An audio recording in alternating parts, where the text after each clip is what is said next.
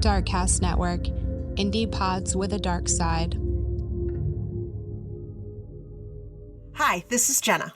And this is Kelly. And you're listening to ODFM. This episode is One Deputy from Murder.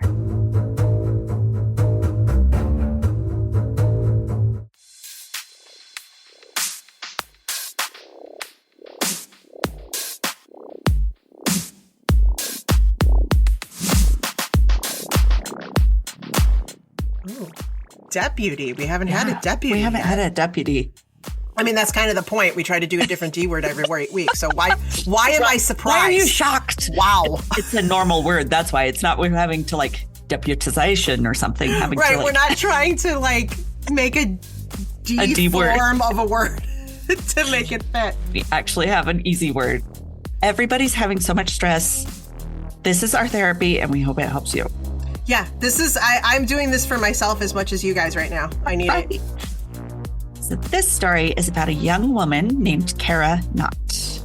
Cara Knott, okay. Cara Knott. So it's 1986. So Cara, she's 20 years old. She's a junior in San Diego State University. Okay. She's a budding environmentalist. Oh, okay. Yes. A track star, and she's studying to become a teacher. Good for her. Very cool girl. She is the stereotypical Southern girl. She's blonde, bubbly. She's got the big smile, vivacious and cute. She also has a hot boyfriend. Of course she does. He is cute. His name is Wayne Bautista. Okay. And Wayne is just as enamored with Cara, and the two seem to be on track to wed one day, like perfect, cute little Californians, I feel like this is the beginning of Legally Blonde. It totally feels that way. You're right. Okay. Wait, I have just described Legally Blonde. We're just going to go watch that movie now. Yeah. Right. There's a murder in that movie. There is. Let's do it. So it's Christmas or the Christmas holidays, and poor Wayne, he's got the flu. Cara, she drives from her family home to take care of him from El Cajon to Escondido, where he lives, to take care of him. And that's so sweet. Isn't that nice? She's so sweet. While there, she calls her mom for some nursing advice. Okay. I don't know what the fuck I'm doing. I'm 20 years old. How do I help this guy? I've never done this. So I think he wants soup, but I don't know how to make soup. Yeah. I don't. You pour it out of the can and you add water. Right, exactly. Then at about 8 p.m. that same night, she calls her parents. She says, I'm on my way back home. She has to drive a freeway to get home. And it normally takes about 40 minutes to an hour to get to and from. So when 10 p.m. rolls around and Cara still isn't home, her dad, Sam, he stands up. He's like, oh my God, he has a terrible feeling, like something drops in his stomach. Right. She's not here and there's not a good reason for it. Yeah, he just felt it. So he calls Wayne. Wayne tells him that, she left around 8 p.m. Like she called you guys right around when she left, and I haven't heard from her since. So I have no clue where she is. There's no cell phones. Yeah, we don't have cell phones right now. This is pre-cell phones. So it's not like they can stop, while they're driving. I'm on my way. It's right. fine. And if you get not a pothole, if you get a flat tire or something, you have to hike to a payphone. Yeah. Or have someone stop and help you or do it yourself. Exactly. That's what sucks. Okay. Just to put everybody in the right time frame and mindset for what's going down here. How did we survive? I know, right? So Cara's family immediately, they jump into action. They don't even wait for police. Cara's mom and dad search the freeways and the off ramps all night long, looking for any sign of her white VW Beetle that she drove. You can just see it in your mind, right? Yep. They were so popular. Yes, I can. They call the hospitals and police, but nobody's seen any sign of Cara. Shit. Of course, police aren't concerned yet. You know what? She's an adult, blah, blah, blah, all that kind of stuff. Yeah, right. Hasn't been long. You have the right to disappear. Right. Thanks, but we know she doesn't want to. Right. So still hunting for any sign of Cara into daybreak. Like they search all freaking night long. I haven't heard from her. Oh my God. How would you sleep? No, you can't. No. So they drive down an exit ramp off of I-15 down Mercy Road. So this off ramp, it's really weird. Like even from pictures of it, I was like, why does this even exist? But it dead ends underneath a dark overpass. And What? I know. Isn't that weird? Like, why does this even exist? So it's an off-ramp to nowhere? Yeah. To What's like, that it song? goes, We're on a road to nowhere. Right? Like what? sure. Right. Why does it go under there? I think there's probably like maybe a creek or something. I don't know why they had to build the bridge. Okay. But it's heavily overgrown with vegetation because there's nothing under there. Nobody needs to go there. There's no reason this exists. So it's such a creepy area that police commonly refer to it as the tomb. Oh, that gives me all kinds of happy, warm feelings. Right. Another reason this ramp should not exist, possibly. We can't just put up like some horses or like some cones and shit and just be like, don't go there. Don't go there. It's creepy. You might. It's just creepy. Don't go. People familiar with the area say that Mercy Road exit off of I-15 has bad energy. Another reason. I got nothing good about this place. I don't want to go there. Can't we just close this ramp? Like, what's the problem? No, we don't go there. Some even claim it's haunted and that they hear cries and screaming. And some say they've seen spirits roaming in the area. So yet again, let's not have this area. What the fuck? Okay. Ooh, under the highway, hidden from view above, her parents find Cara's abandoned VW. Oh, shit. I knew it. The driver's side window is open halfway, and the keys are still in the ignition. No Cara, but her purse is untouched in the passenger seat. Okay. Creepy AF. So she just got out of the car without any of her Where'd belongings. she go? And why in the middle of the night in this really fucking creepy area? Right. Blah. So they call the police. Police come out. Investigators arrive. They comb the entire area. 70 feet below a nearby bridge, they find what looks to be like a woman's body. Oh, God. And it seems she had been tossed from the bridge overhead. Oh. Wait, so like something happened to her down below and they brought her back up and then threw her off? Right. It's just not logical. Okay, sorry. Like where her car was kind of a ways from underneath that bridge. So I think the idea was like, oh, they'll find the car, but they'll never find her type. Oh, okay. All right. She's it just seems down. like. Yeah, it seems like an extra step. Right. Don't need to do. Okay. Who knows? But Cara's parents are still there on the scene. They see the reaction of the cop that comes across the body. And the dad, Sam, he asks, okay, did you find her? Did you find my daughter? And they say, yeah, she's dead. Sorry, type thing. So awful to be on the scene. Right. His response is heart-wrenching, and investigators at the scene never forget it. He says to them, I wish you could have known her. She was an angel. Oh, I know. And they just can't forget. I mean, with somebody, how many times does that ever happen that families on the scene when they're right. So since Cara's purse lay untouched on the seat of her car, robbery was not a likely motive. Right. Her autopsy didn't show any evidence of sexual assault. So that didn't seem like a motive. Okay. All right. There were ligature marks around her neck and huge bruises on her face. Huh. The only thing police found to give them anything of a lead was a Chevron gas station receipt in her car. Okay, so some point before this, she stopped for gas. Yes.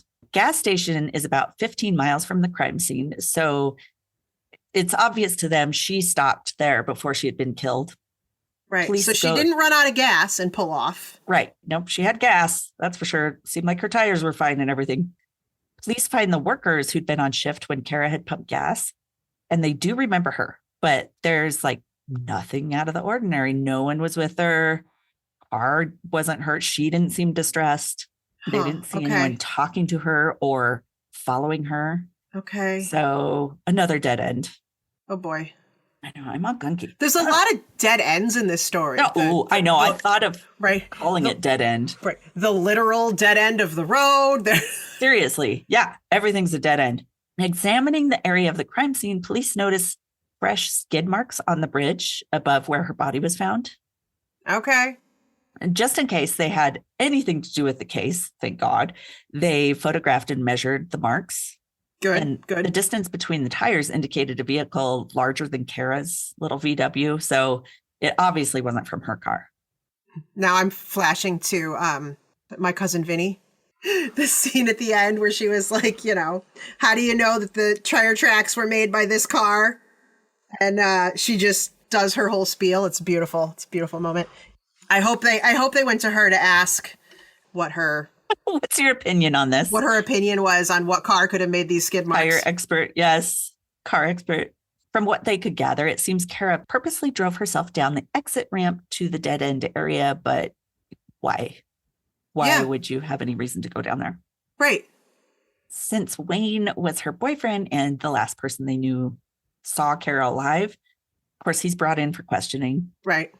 As he's sneezing and coughing all over the table. I know. Oh, spreading all his germs. Right, spreading all his germs, right. Thanks.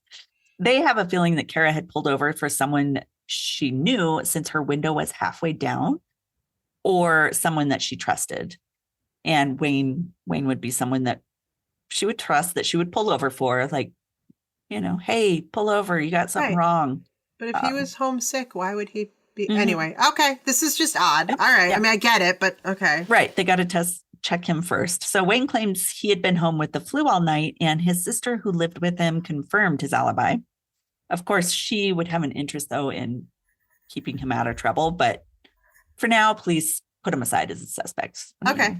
Yeah, he's definitely coughing all over us. We'll say that, yes. Right. He seems pretty sick. We got it. Yeah. You are disgusting. Get out of here. Investigators decide to turn to the public for help. Smart. Public knows a lot. So they ask a local TV station to feature Cara's story on their Crime Stoppers program, and they do. Just a couple of days after Cara's murder, a reporter joins forces with a California highway patrolman named Craig Pyre. They host a ride-along segment about self-protection, especially for women drivers. Oh, yes, right. We all need that. But he gives tips like the usual: if you're stranded and someone offers help, instead of just accepting, ask them to go to the nearest phone and call the highway patrol to help. Right, right. Which I'd probably be too stupid to do. Like, yes, I have a flat tire. Will you change it for me? But he also emphasizes that you should never get out of your car and accept a ride with a stranger, because as soon as you're in their car, you're at their mercy. Right, exactly. Oh, freaking scares me. Right after they've run that episode, calls start flowing into Crime Stoppers, and it's not what they're expecting. Okay. 300 calls roll in, and of those, about 30 were from women who had been pulled off at the road at that same exact location, talked to and detained by a deputy. Ah! Yes. A deputy pulled them off on this creep-ass dead-end spot. Oh. Yeah. Not. Okay. Each caller described a California highway patrolman that pulled them over, instructed them to drive down the exit ramp at the same location Cara's car was found. The deputy would get into the passenger seat of the car and question them through. Wait. Right. What? Never. Why are you in my car? Okay. I may or may not have been pulled over a handful of times in my life. Never have they gotten into my car. They didn't get into my car. They never did. I got out of my car and got into their car. That's different. And this is the 80s, and they're all young gals. Mm-hmm. And you're scared because you're just starting to drive. You don't know. Right. So he would get in their car in the passenger seat, like you said, freaking stupid, and question them for long periods, sometimes to an hour or more. What? I know. This is very odd. Yeah. Several of the women said the questions became increasingly personal and sexual. What? And now what are you going to do? He's in your car. Yeah. And he's got a gun. And if he was standing at your window, you'd just be like, you know what? I'm out of here. I'm going to risk it and just gun it out of here. But he's in your car. With some of these women, the deputy would ask them for dates or stroke their hair and shoulders. And even stranger still, many of the women looked similar to Cara. Oh. He had a type. Interesting. Other witnesses came forward as well. One person remembered seeing a CHP officer make a U-turn on the same road outside the Chevron gas station just after Cara pulled out and went the same direction as she did. Okay. Another witness recalled seeing a patrol car accompany a VW Beetle in that I-15 exit area at the time period where the murder occurred. Oh.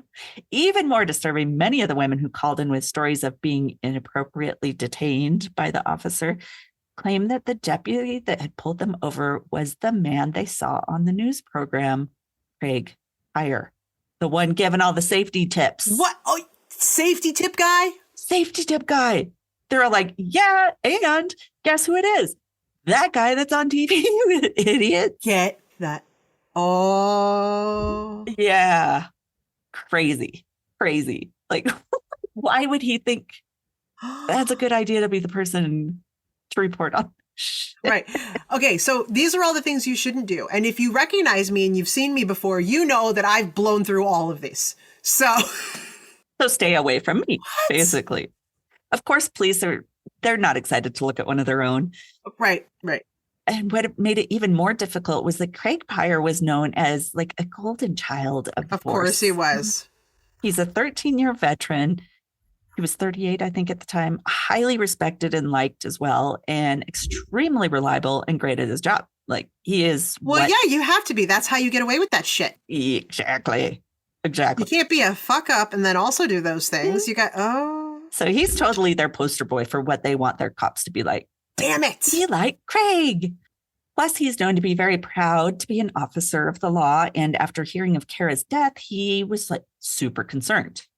So they are like, this doesn't seem like it would fit Craig. Except that we know that killers like to get involved in the investigation. Yeah. So what better way to do that when you're right there at the station? Right. Of course, Craig was working the night of Cara's murder, but he provided an alibi with his logbook that showed he was miles away at the suspected time of Cara's death, writing a traffic ticket. Okay, but who fills out the logbook? Yeah. I mean, come on. This isn't nowadays. This isn't time-stamped shit with a video. Right. Mm-hmm. Come on. Investigators, they're a little relieved when they see his logbook and get that information, but they're like, okay, well, we have to look into this because everybody's calling in about it. Yeah. So they bring him in for an interview.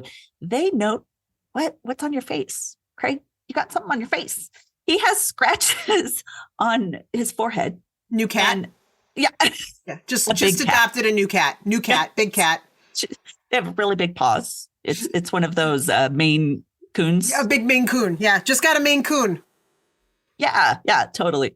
So he's got scratches on his forehead and trauma, as they described it, on his arm. I'm not sure if that meant more scratches or bruises. Trauma. What a weird My descriptor. Arm is traumatized. I have a traumatized arm. Okay, yeah. It seemed to them, okay, he's been in some sort of fight or something happened. They ask, well, how did these scratches and marks on your arm happen? What'd you get? So he says, oh, yeah, I tripped in the police barracks parking lot and fell into the chain link fence and scratched my head and bruised myself. What? Weirdly, it was the exact night of Cara's murder that he said that happened. So, well, of course it did. Yeah. But the problem they found with that excuse was that his cruiser is parked about 10 feet away from the fence. And from the size of the short fence, he would have had to take like a running leap to hit his face. Like, what? Okay. But I suppose it could be done, but you'd have to run at it. I know. What? Go run at that fence and see if we can recreate this. Yeah, there you go. There's another recreation we can try, but I nominate you. No, I don't need to take a running start. I could probably do it the way he described, and I will get the same. You just walk near it and it suddenly happens. And yeah, exactly. Mm-hmm. Additionally, an off-duty San Diego cop had noticed a disheveled and scratched Deputy Heyer driving to the barracks at a high speed that night. And the off-duty officer noted this was a full hour before Craig had claimed he had gotten the injuries in that report. Oh. But, I guess maybe one of them could have had their times wrong. Who knows? Right, because it's all handwritten. It's all handwritten. Nobody's got video. Everybody, this is all on Scout's honor, Except there is one video, the one where he did the interview and giving the safety tips. Yeah. And you know what? There are scratches visible on his face. Yeah. Really? During that was 2 days after Cara's death that he did that. Getting a little more suspicious, detectives checked Craig's alibi, his logbook. So the entry for 9:30, the time that was determined when Cara died, had the entry he claimed where he seemed to be miles away writing a ticket at that exact time. However, there was an obvious erasure mark. Like he'd written something and then erased it and changed it. Like, yeah, I'm pulling this girl over. Oops, nope, not pulling that girl over. Nope, didn't do that. He's doing his logbook in pencil. They don't do this shit in pen. Nope. Like, really? I don't know. In case they need to erase some shit out of their life. Right, I know. Some of this is just really, I don't know, man. I don't know. Craig fervently denies any involvement with Cara's death. And he's like, hey, take my uniform. This is what I was wearing the night of Cara's death. You'll find nothing. Okay. Several other deputies begin to question in their minds that work with him. And between one another, they would talk between one another. Hey, you think Craig could do this? Since he's known to write many tickets at that exact off-ramp. Like it's his place to be. That's like his place. Yeah, okay. In one early morning briefing at the station, one of the other patrolmen joked with Craig, asking if he killed Cara Knott. The entire room goes quiet and everyone turns to look at Craig. And Craig becomes seriously uncomfortable and he acted really odd in everyone's opinion. He didn't laugh it off or anything. He just started acting really weird. So that's when they're like, oh, shit. Something's not right. He might have actually done this. You'd also think the safety officer who is pro-safety would be like, if someone tries to pull you over, you make sure it's in a public spot. Yeah. Well, this was before kind of that was allowed. Right. So digging into his work and checking back on the calls that they had received from those saying Craig had pulled them over to flirt, quote unquote, investigators see that the month before Cara's murder, 2 people had called the CHP to report Craig's conduct with his weird off-ramp traffic stops. And no one's followed up on any of these calls? Yeah, they did. They did. They called them back. So one woman had called and spoke with an officer, told him that her 23-year-old daughter had been pulled over by a deputy, later identified as Craig Pyre. He had turned on his lights, told her to exit at that Mercy Road off-ramp. The upset mother didn't like that the officer had taken the young woman off the freeway into this dark and isolated freaking tomb. She said Craig had pulled her daughter over because he was, quote, concerned with her headlights because it could. Okay, this I kept having to read over and over. And I asked Josh, is this a fucking thing? What? So he's concerned with her headlights because it could cause a problem in the summertime when trucks lose their treads. What? What is? I'm sorry. What? Treads have to do with lights. I'm so confused. I was Josh, waiting for you to be like, you need more headlight fluid. You know how they make that joke? That's what we were joking about last night. Like, oh, you need to refill your headlight fluid. It's like, what? But I'm not sure if the article that I read this in got that detail wrong, or if the cop's trying to make shit up, thinking a young person wouldn't know much about cars. Right. I don't know. What? No, your headlights could cause a problem with your treads. What? Okay. Maybe that's why it took an hour and a half long discussion to tell these people how their headlights are. Because she's still going, I'm sorry, I don't understand how one has to do with the other. Can you go over it again? Yeah. What exactly am I supposed to tell the mechanic? It's so fucking weird. So then Craig asked this woman's daughter to get out of the car, look at the headlights, and it's in the dark, and has her turn off the lights. Like, what? Oh my God. Let's investigate the lights in the dark. It's so stupid. So that's why this mom's calling in. She's like, is this normal? This is really weird. Is this standard operating procedure? Because this seems wrong to me. The officer on the phone responded that, you know what? Cops, they have the discretion to ask people being pulled over to pull off the freeway because of the danger of passing vehicles. Right. Okay. Yeah, it makes sense. Okay. The mother did tell investigators who later interviewed her that Craig had been a gentleman and courteous. He didn't make any passes at her, that she said, but she had been uncomfortable with her daughter being pulled off and down that isolated ramp. Like, why did he pull her over because she thought she was attractive? And then when he got her out of the car, he was like, not my type. What? I'm trying to figure out what. Yeah, I'm trying to. Right. Yeah, I don't know. That wasn't a huge deal. They They asked her, hey, do you want to make File like a complaint or something? Complaint, yeah. Do you want to make a complaint? No.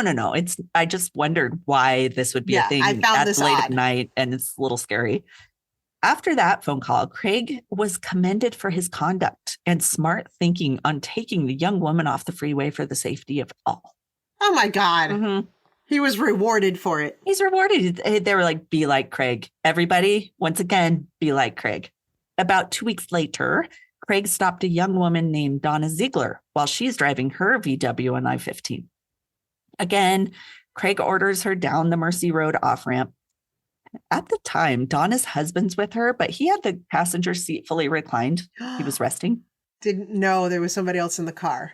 Weird. So Craig pulls them over. He's surprised to see the man, like shows that he's startled when he gets to Donna's car. Because I was going to sit there. Oh, you're in my seat, sir. Can you please, please get out? He just quickly writes her a speeding ticket and leaves. Like, oh shit, that's not what I was expecting. Okay, yeah. Donna's husband calls the station to complain that the location of the traffic stop is dangerous, creepy. He was told, same as the other caller, it's up to the officer's discretion as to where to pull someone over. And several officers have been killed or injured while making stops on the shoulders of freeways. Right. But just go to the next off ramp. Right. Something. Again, can someone just close off this stupid ramp? Freaking ramp. It's scary. Husband didn't choose to, this same as the last, he chose not to put in a formal complaint.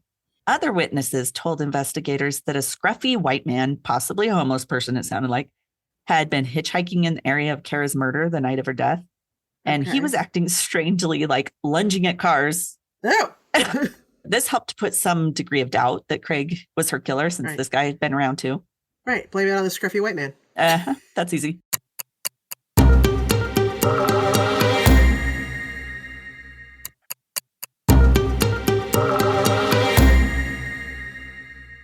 Cara's clothing was examined for evidence. A single gold fiber that didn't match any of the clothes she was wearing or anything in her car was found on her clothing. The fiber was so distinct and unusual that the examiner knew it could be an important clue. Okay. So he sets it aside. Gold fiber. So he sets it aside in case anything's found tested against. The uniform that Craig turned in was also examined. The examiner noticed that on the shoulder was a shoulder patch, you know, the police patches they have. Yep. And it has a gold edge. Yeah. Okay. He examines it under a polarized light microscope. The gold fibers in the patch look really similar to the one on Cara's clothing and were in fact microscopically consistent. But just because the fibers look the same doesn't mean, even under the same microscope, doesn't mean they're the same. So to find out if they are, they send off the fibers to a forensic microscopist. Dang. Okay. A guy with I don't know what that is. A guy with a microscope a guy who can really test good this stuff. at microscopes. Yeah. Someone with skills. Someone who is smart. They're high magnification. The fibers are found to be rayon with an outdated method of coloring applied to them. Okay. Even at that time. The fibers hadn't been colored with a dye like modern rayon is, even for that time. Okay. It was colored with a pigment. Didn't know there was a difference. Okay. Rayon is rarely found to be pigmented. The researcher took additional steps to see if the fibers truly matched.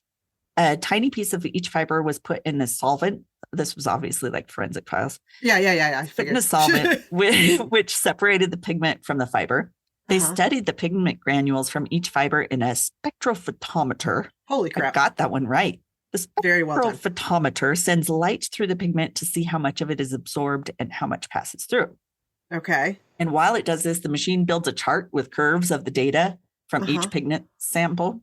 The results from each chart weren't just similar, they're an exact match. They both had the exact same rare pigment in them. Interesting. Police collect 3 more uniforms of Craig's, and none of those fibers had fibers that matched. Just that one that he had been wearing evening Cara's death. How does he remember which one he was wearing? I don't know. I was just curious. Because it had an old patch on it. Yeah. Okay. So this is also like, and I'm not a fan of this Craig Pyre at all, but like, she was found by other police officers, right? Do they not also have patches on their That's a good thought. I don't know. And they I never just mentioned anything about that in the. Just curious, or if it's just that he had this one uniform that had this really wonky patch. Yeah, that's a good. Which is great. I wanted smart to be this thinking. guy. That could be something that would create doubt too. Like, what if they were just checking her out to make sure she was dead? And well, yeah, is this a body? Is it how you like? Is it a mannequin? It's almost never a mannequin, but you got to check, right? Yeah. Smart. Maybe those guys weren't wearing uniforms. I don't know. Maybe they were very detectives. Strange though that he's got like. Well, maybe one was an old uniform, and that's how he remembers which one he was wearing. But that's dumb too. Like he should have been like, I don't know which uniform I was wearing. Yeah, I wasn't paying attention. Take this one, right? Anyway, I think he thought there was nothing on it. Right, there was nothing to be caught. Yeah, He's what? Like, I didn't touch her.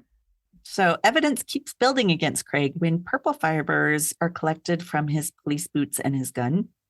These fibers are tested in the same process. They're found to be an exact match to the fibers from the sweatpants Kara's wearing at her death. Wait, who had purple on? Craig on his police Craig boots. had purple fibers. Right. She had purple fabulous? sweatpants. I was trying to figure out what part of his uniform was purple. He's got purple boots. Bitch. Let me get this straight. Oh. He had gold fibers on his shoulders and purple on the. I was like, he was ready to party. He had like that it was day to night uniform. It's right? like we're going day to night. Was this his like police uniform, or was this his like part-time stripping job uniform? What? That'd be amazing. I've got my platform purple boots on tonight. Sorry, I've got to pull you over. Okay. Kara had on purple sweatpants. She had the purple sweatpants. Oh, and her fibers were on him. Okay. Right. This is his gun also had the purple fibers. So his gun was also like, maybe he had fur applied to the gun. It was fur-lined gun. Part of his outfit. Oh my God. Okay. Day to night. I love it. Yes. So her stuff was on him. Right. Oh, from see, her now purple one. That's taking it to a whole nother level now. So obviously they've been around each other. So some sort of transference happened. Mm-hmm. And they go check out Craig's police cruiser. They spray the trunk with luminol, but totally clean. Nothing there. But under the spare tire is a piece of yellow rope. And when they compare it with the ligature marks on Kara's neck, it is the exact same size and pattern with her marks. Doesn't mean it's the exact same one. No, but they didn't test DNA at that time. So big coincidence, though. Yeah, weird. Why do you have this in here too? I mean, I guess it is, a safety thing to have rope in your car, but sure. It's also creepy. To add to all of that, on Kara's shoes, scientists find a tiny drop of blood. So once again, DNA is not largely used at this time, and blood typing's the way they test a lot of this stuff. Okay. The blood's not Kara's, and it came back as the rarest type in the U.S., type AB. Oh. Guess who has type AB blood? Oh. I mean, very rare. Yeah, it's Craig. Yeah, Craig Pyre has AB blood. Interesting. And remember the skid marks on the bridge? Uh-huh. Like the movie. They matched the size and width of the tires on Craig's police cruiser. Of course they did. Whoops. Whoopsie. Why was I skidding up there? Right. As for the bruises on Kara's face, they were determined to be similar shape and size as that of a police flashlight that is taken to the side of a head. Oh. Like the top curvature and then the long mark. Yeah. Creepy. That had to hurt too. Oh.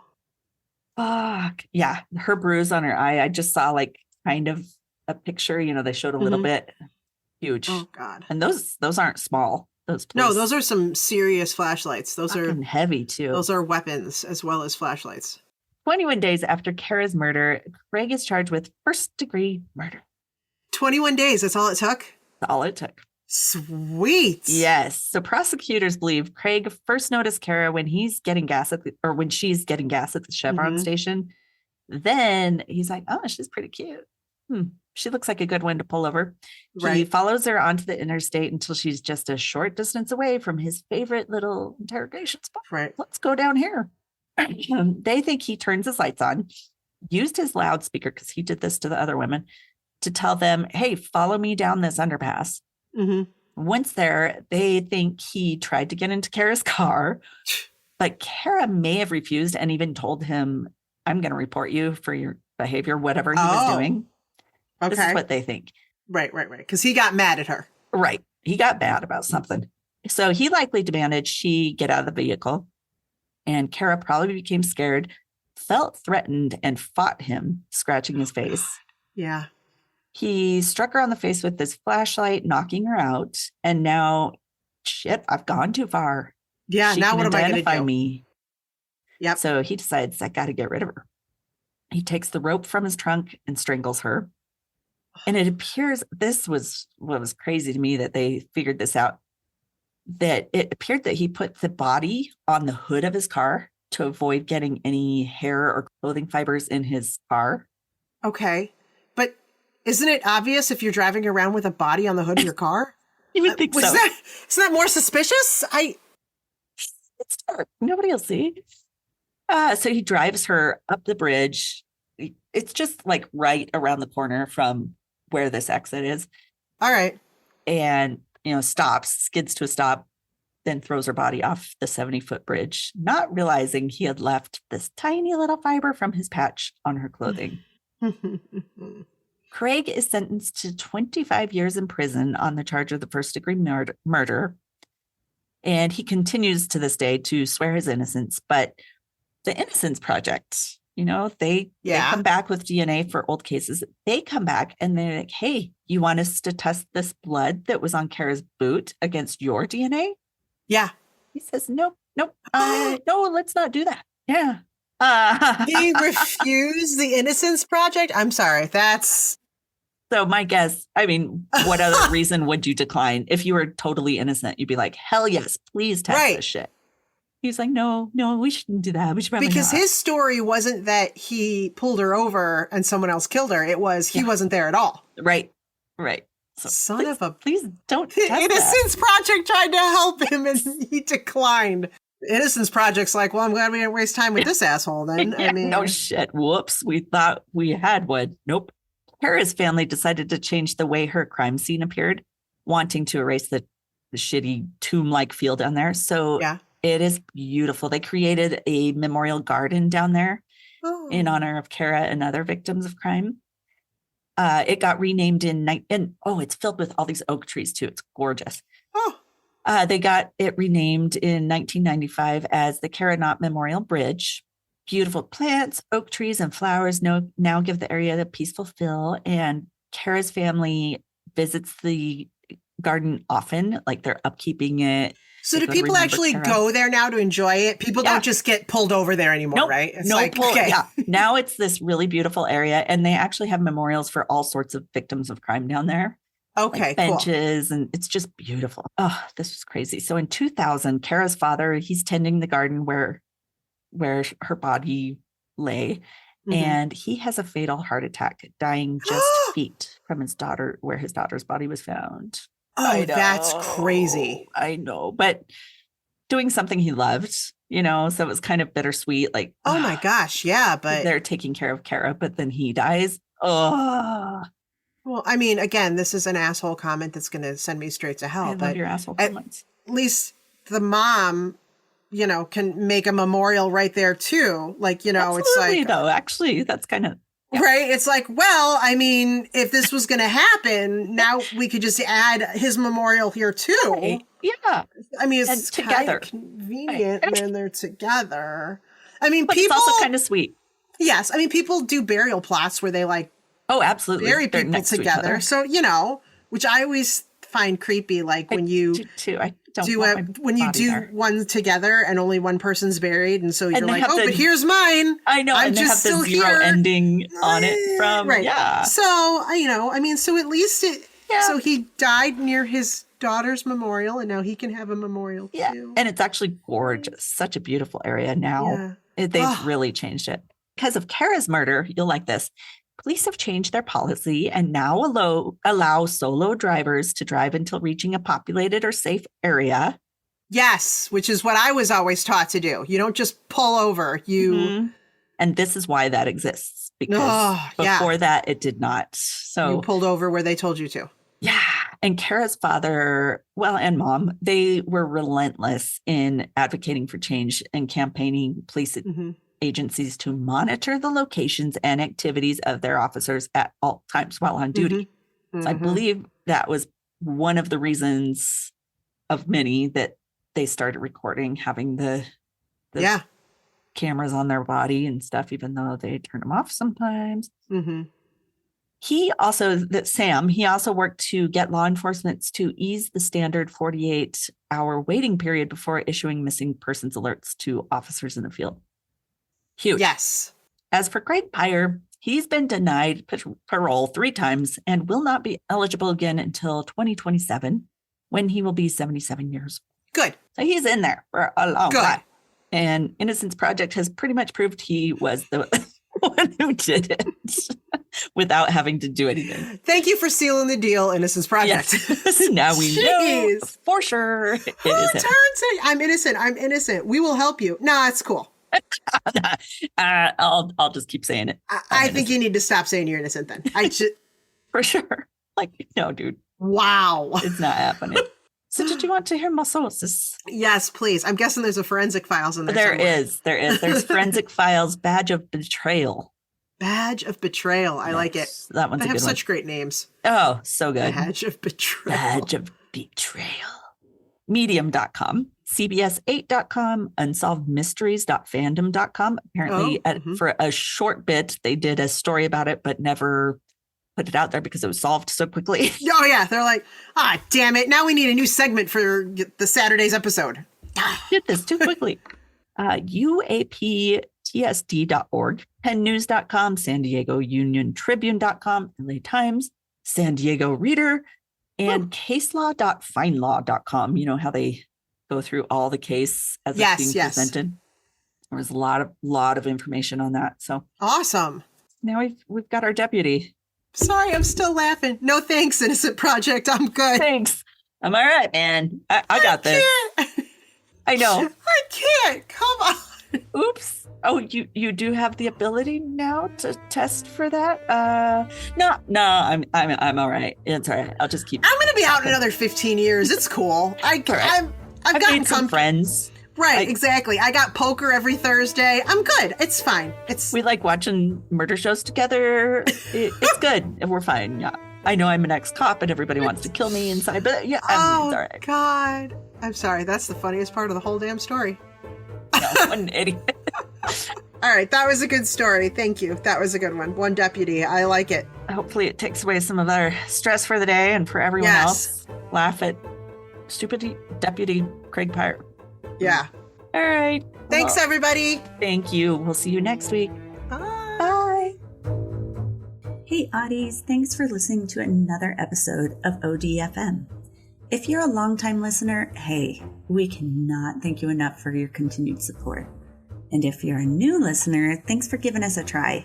If you like us, please drop us a like, subscribe, or rate us so we can share our stories with more people around the world. And if you'd like more information, like links to our podcast and socials, along with our Patreon fan page, those links are all on Linktree under ODFM Podcast. That's linktr.ee/ODFM Podcast. Side note, you guys, we're obsessed with fan art, and we love making things with it, like stickers for our fans. So if you'd like us to use your designs, send it to us at odfmpodcast@gmail.com. And if we use your design, we'll be sure to send you a sticker. Thanks for listening to another episode of ODFM, hosted by Kelly DeVries and Jenna Swanson. Production and editing by Kelly DeVries. Theme music by Eric Swanson. ODFM is a satirical true crime podcast for entertainment purposes only. The stories you hear are serious and true. The comments and opinions are not. We apologize if any of our content is harmful or disrespectful.